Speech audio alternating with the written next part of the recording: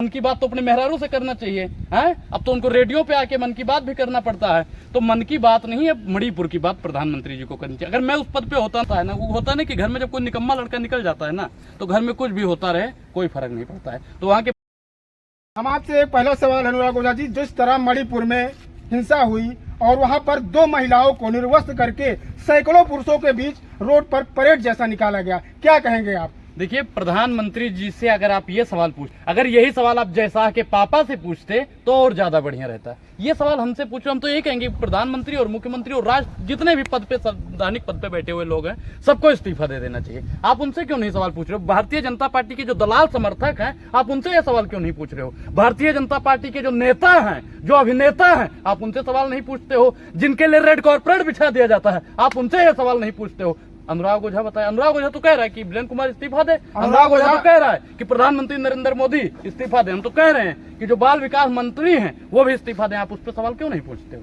अनुराग ओझा Bharatiya Janata party के विपक्ष में बोलते हैं, विपक्ष की क्या राय है? क्या हुआ घटना जो है या प्लानिंग थी या बिल्कुल भारतीय जनता पार्टी, आप चाह ले तो अभी बंद हो सकती है घटना, लेकिन भारतीय जनता पार्टी की जो नाकामयाबी है, जो नपुंसकता है, जो नीचता है, वो साफ तौर पर उजागर हो रही है। एक चीज बताइए, किसी महिला के स्तन पे और योनि पे सरेआम हाथ मारा जा रहा है और भारत का प्रधानमंत्री जो चौकीदार कहता है वो चोर सो रहा है। कहाँ सोया है चौकीदार? प्रधानमंत्री ने संबोधन किया कि दोषियों को कड़ी सजा कब देंगे साहब, कब देंगे? जब और राज्यों में निकाल दिया जाएगा, जब उत्तर प्रदेश में और राजस्थान में, जब मतलब हर राज्य में जब निकाल दिया जाएगा तब मिलेगा सजा। कब मिलेगी साहब आप बताइए?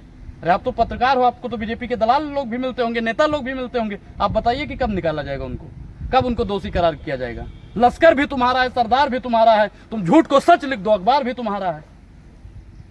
ये बताइए, उस जगह अगर आप प्रधानमंत्री होते, आप किसी ऊंचे पद पर बैठे होते, क्या करते आप? मैं तो भैया जितने भी नेता थे, आज बाल विकास मंत्री, कहने की बात है अनुराग जी, ये भैया आप लोगों के लिए कहने की बात होगी, सुनने की अगर बात आप होगी। उस जो पद पर सच्चाई बैठे होते तो मैं क्या कह रहा हूँ कि जो सच्चा होगा ना, जो देश की बात करेगा, मन की बात तो अपने मेहरारू से करना चाहिए हैं। अब तो उनको रेडियो पे आके मन की बात भी करना पड़ता है। तो मन की बात नहीं है, मणिपुर की बात प्रधानमंत्री जी को करनी चाहिए। अगर मैं उस पद पे होता ना, तो पहले तो यहाँ पे जितने भी ये बाल विकास मंत्री है ना, पहले इनको संसद से बाहर निकालता है। वहाँ के जो मुख्यमंत्री है ना, उनको कारावास करवा देता है कि वहाँ के मुख्यमंत्री की मौजूदगी में वहाँ पे हिंसा हो रही है और वहाँ का मुख्यमंत्री बोलने को तैयार नहीं। अरे आपके गांव में, आपके समाज में जब कोई होता है ना, वो होता नहीं कि घर में जब कोई निकम्मा लड़का निकल जाता है ना, तो घर में कुछ भी होता रहे कोई फर्क नहीं पड़ता है। तो वहाँ के प्रधानमंत्री जी और मुख्यमंत्री सबके सब निकम्मे हैं। क्या लगता है आपको, बीजेपी सरकार गलत है? बीजेपी सरकार 100% गलत है। जो महिलाओं को ना बचा पाती हो, वो देश को कहाँ बचाएगी? बेटी बचाओ बेटी पढ़ाओ का नारा भी दिया, बेटी पढ़ाओ बेटी पटाओ का नारा भारतीय जनता पार्टी ने दिया था। उसको मीडिया वालों ने दिखाया कि बेटी बचाओ बेटी पढ़ाओ। कैसे कह सकते हैं आप बेटी? मोदी जी ने बोला है। अगर आपको विश्वास नहीं होता है ना, तो आप तुरंत सर्च करके देख लो। अगर मोदी जी ने नहीं बोला होगा तो अनुराग ओझा जो सजा दोगे भुगतने के लिए। मोदी जी ने तो नहीं बोला। मोदी जी ने बोला था बेटी पढ़ाओ बेटी पटाओ। अगर आपको विश्वास नहीं है तो आप तुरंत देख लो, प्रत्यक्षम किम प्रमाणम। अच्छा ये बताइए, आप भारतीय जनता पार्टी के खिलाफ क्यों रहते हैं? नहीं, भारतीय जनता पार्टी के नीतियों के खिलाफ हैं, क्योंकि उसकी जो नीतियां हैं वो देश विरोधी नीतियां हैं। और जो देश के विरोध में रहेगा अनुराग, तो उसका विरोध करता रहेगा। वो बीजेपी का हो या कांग्रेस का हो या आम आदमी पार्टी को, किसी भी पार्टी का हो। किस पार्टी का आप गमछा लिए हैं? ई किस पार्टी का है भैया? जी बिल्कुल भगवा है ये। नहीं तो भगवा में भारतीय जनता पार्टी का ठप्पा लगा है। ठप्पा नहीं लगा, लेकिन अगर कोई व्यक्ति भगवा लेकर चलता नहीं, ये तो जबरदस्ती है, इस पे मोहर लग गई है। संविधान ने इसको मतलब कॉपीराइट है इस पे कि ये सिर्फ लाल कलर सपा का होता है, नीला कलर बसपा का होता है। चुनाव में आप भी देखे होंगे, प्रचार में। एक चीज बताइए भैया, आप लोग तो समझदार है ना, पत्रकार का तो हम नहीं बता सकते, लेकिन आप लोग समझदार है। एक चीज बताइए, उगते हुए सूरज का कलर कौन सा है? आप बताइए। आप बताइए, आप ज्यादा पढ़े लिखे पत्रकार बताइए। नहीं, आप ज्यादा पढ़े लिखे पत्रकार हमें पहली बार मिले हो, तो आप बता दीजिए कि उगते हुए सूरज का कलर क्या है। आप लोग भैया कमेंट में बता दो, इनको तो नहीं पता है। उगता हुआ सूरज है भगवा, उगता हुआ सूरज है भगवा है। और भारतीय जनता पार्टी कब आई है? अभी 50 साल भी नहीं आया हुआ है। तो ये भारतीय जनता पार्टी का हो गया। और उगता हुआ सूरज किसका है फिर?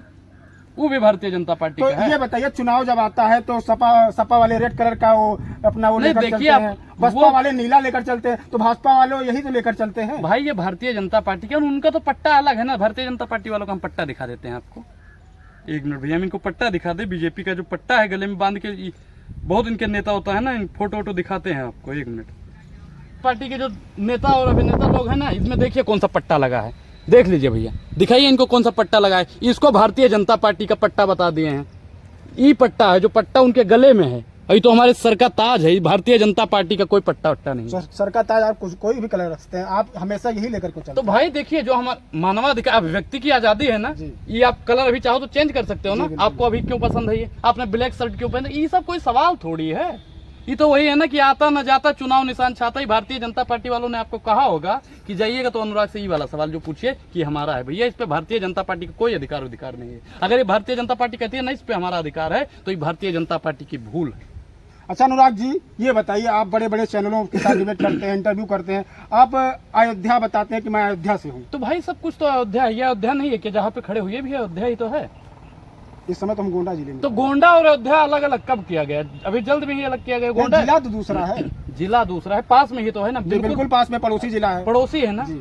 अब एक पड़ोसी लेकिन लोग आपको एक चीज बताइए, दो भाई थे, जी दोनों ने बंटवारा कर लिया, जी तो एक अलग घर बना लिया, तो एक अलग घर बनवा लिया, बाप तो एक ही है ना जी, साहब। बिल्कुल। हाँ, राम ही तो सबके बाप है ना। जी, जी, तो जी। फिर लेकिन आपको लोग अयोध्या में ढूंढते हैं कि अनुराग ओझा अयोध्या का बताता है, तो अयोध्या जिले का अनुराग ओझा है।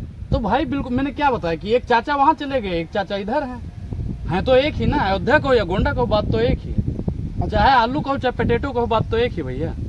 अच्छा अनुराग जी, ये बताइए, क्या आग्रह करेंगे आप, जो हिंसा हुई जिस मुद्दों पर अभी वार्तालाप हो रही थी, क्या आग्रह करेंगे, क्या आपसे प्रधानमंत्री और मुख्यमंत्री जी से वहाँ से क्या आग्रह करेंगे? देखिए, जो हमारे देश के 56 इंच वाले सुल्तान हैं, झूठे सुल्तान हैं, उनसे तो मेरी हाथ जोड़ के प्रार्थना है कि वहाँ की घटना पे आप बोलिए और जितने भी तथागत आरोपी हैं उन पे सख्त से सख्त कार्रवाई की जाए, और वहाँ के जो मुख्यमंत्री वीरेंद्र कुमार जी हैं उनका तुरंत इस्तीफा आना चाहिए।